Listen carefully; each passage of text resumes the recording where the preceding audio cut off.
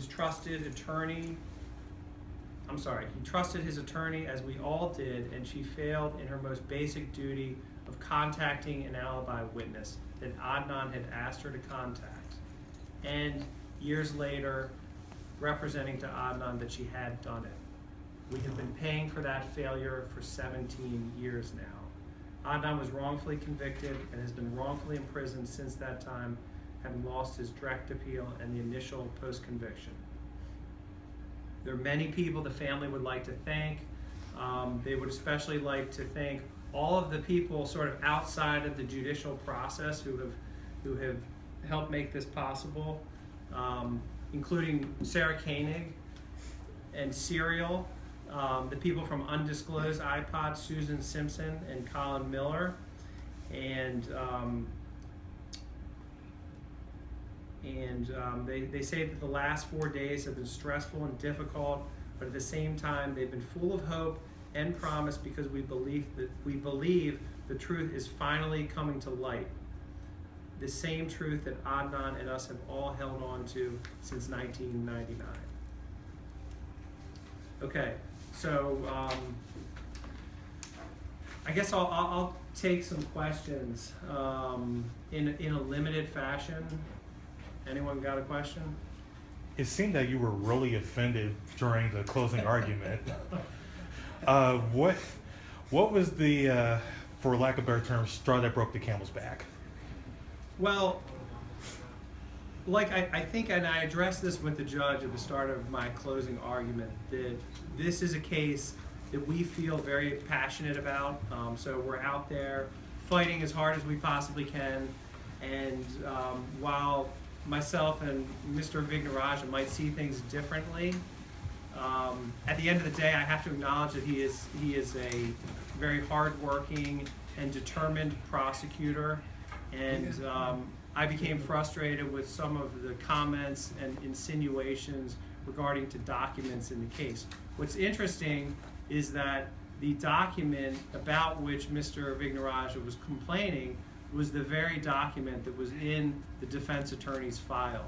So that if the FBI expert could not look at that document and interpret it because it was somehow truncated, which is essentially what it was half of it was cut off. If the expert from the FBI couldn't figure it out, I was posing the question, how could Cristina Gutierrez possibly have figured it out? Abe Warano, it seems like he would have been, you would have had Asia McClain saying I was an overlooked alibi, and then Abe saying I'm recanting my testimony, but we didn't quite get him in there after 5 days. What happened there? The judge made a very specific request to counsel late in the day yesterday, or he made it very clear to counsel, I should say, that he wanted to get the proceedings moved along, and that if we could convey the same information through an affidavit that live testimony would produce, he encouraged us to do that. We took him at his word and respected his request. So at the last minute, we decided to enter into evidence an affidavit from Mr. Woronowitz rather than actually calling him as a live witness. But I will say that he did get on an airplane and flew in from the West Coast and was here, and he was prepared to testify. Can I ask you, it seems like there are sort of dueling views, obviously, of the bar that must be met for the judge to decide one way or the other.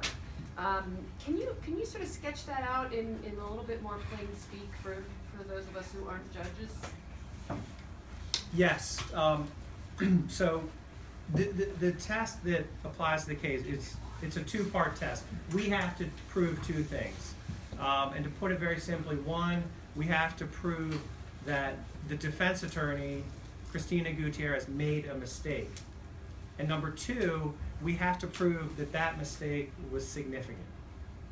And that's really it. So if she made a mistake in trial where she referred to a red car as being a blue car, that might have been a mistake, but if it had no significance to the trial as a whole, then we lose. So we were focused on two issues, both of which we feel are, even by themselves, grounds for a new trial. But the prosecution would say that the bar is actually not that. That if that were true, that then there would be people saying that defense attorneys got things wrong all the time, and would be sort of endless. So what do you think of their view that the bar is actually much higher and the state has an obligation to defend its original ruling? I think that the way I characterized it, although I sort of did it in layman's terms, I think the state actually would agree with that, because that's the law. I mean, the law is pretty simple as to what the standard is. Where we and the state differ is, number one, whether there was a mistake. The state has taken the position that there was no duty for Gutierrez to talk to the alibi witness. We strongly disagree with that, and we put on testimony from an expert witness to make that clear. What's your confidence level when you sit here today? I feel like the hearing went well for us. We accomplished the things that we wanted to accomplish at the hearing, and you know, I gave up on trying to predict what judges are going to do a couple of years ago, because I've never been very good at it. So we try to take the attitude: we're going to go out there, we're going to do our best, we're going to put on our evidence, hope for the best. It's in the judge's hands, so I don't know what he's going to do. How much of all of this was of the argument? I mean, it was such a strange post-conviction hearing that became a trial. How much of it was for us, for the press? Because this only came to light because of us, it seems. You know, that's a tough question. And I think, you know, it is sometimes difficult to ignore the fact that you're in a packed courtroom and there's a ton of press there. And we have made an effort to try to stay focus our attention on the judge, because really he's the only one in the room who matters. So I hope that we did a good job of that. I will confess that at times it does get distracting, having that many people in the courtroom, having press there, having family. Even my wife came out; she's never seen me in court before. So you know, little things like that. It does change the dynamic, but I think overall, it makes everyone operate at a higher level, and I think that was a case that was bitterly contested. And I think on both sides, you saw good lawyering, and people, you know, really, we fought hard for our client. We did everything we possibly could for our client to try to succeed. And from the state's end, I think the same thing can be said. They did everything they could possibly do to represent the state's interests. Let me throw out one question a different way then, just because I don't think I got an answer. If I could take your position for a second. How important is what we're doing now, which is very rare for a post-conviction hearing, to the outcome of the post-conviction hearing? I have a lot of confidence in our judges, and I think that the judges are going to very carefully look at the facts, and they're going to very carefully look at the law, and I have no doubt that whatever decision they make is going to be based on that. Now, that said, has the public attention helped us? Yes. I would be crazy to deny that. I think that one of the things that happened is that as a result of Serial, more information became available to us, information that we might not have otherwise gotten. So it definitely helped us. You know, people like you know, Susan Simpson and Colin Miller and Rabia Chaudhry, and you know, this might have been the first ever kind of open source case where all the materials from the case were out there. So people were investigating this case all over the country. I had essentially thousands of investigators working for me.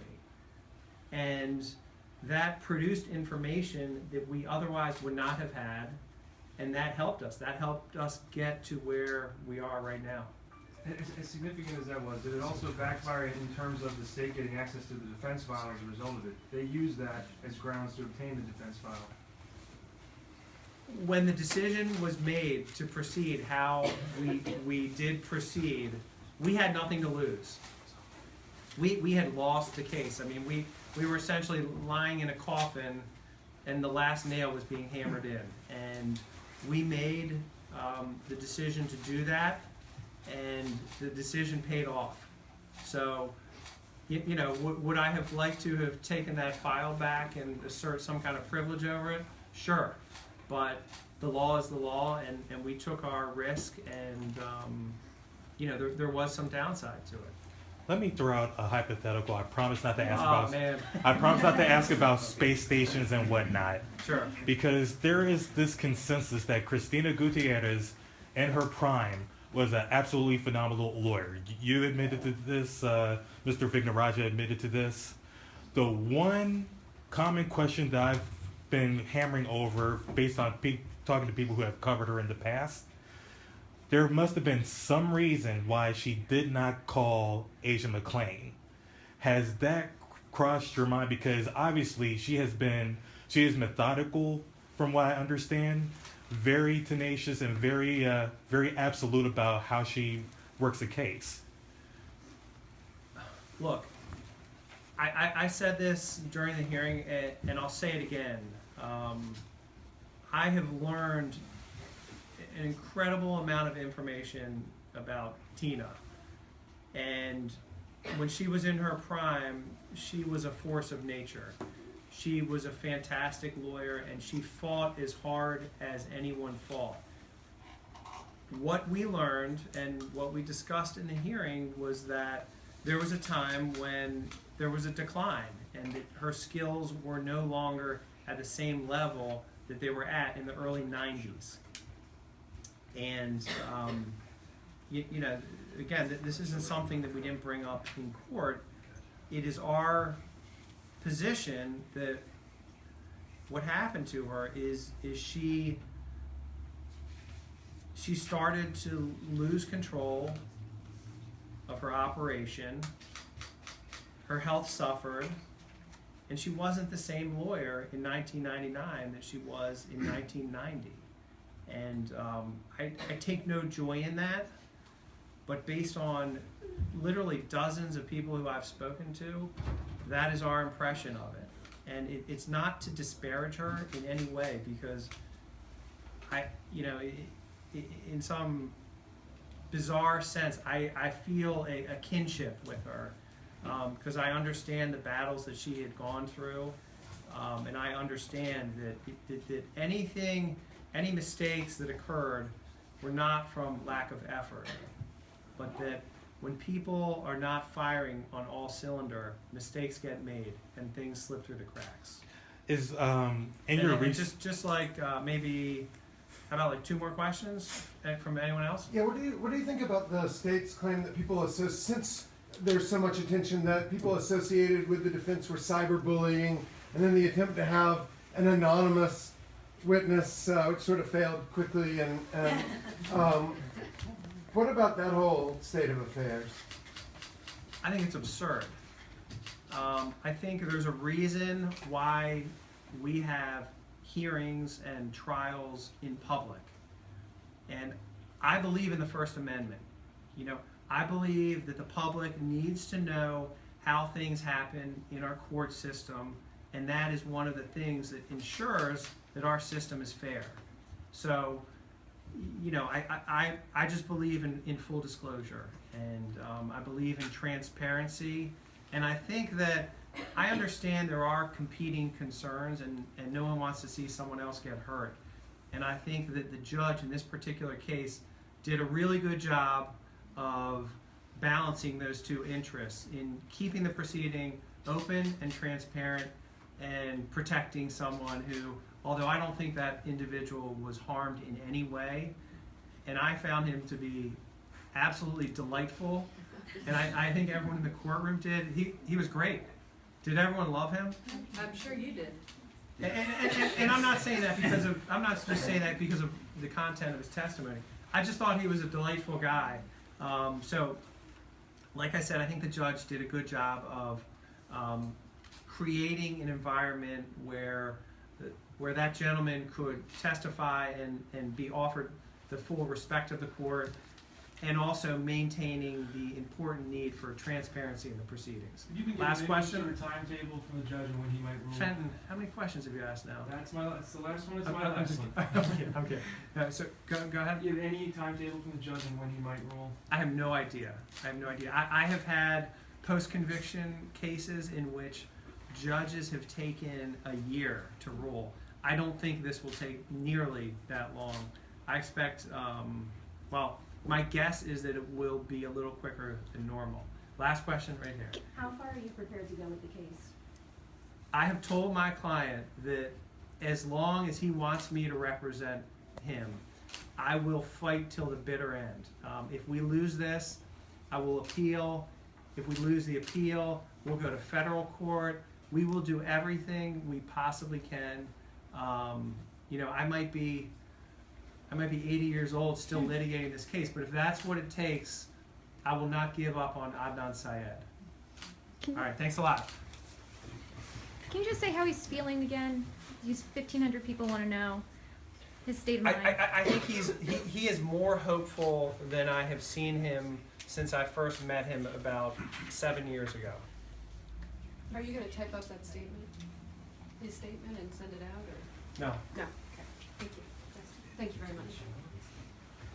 And I have read some excerpts from it, so. Oh, that's fine, if Yeah, you're yeah. good, we might have missed it. Okay. Thank you very much, everyone. Thanks for Thank coming you. by. Thank you.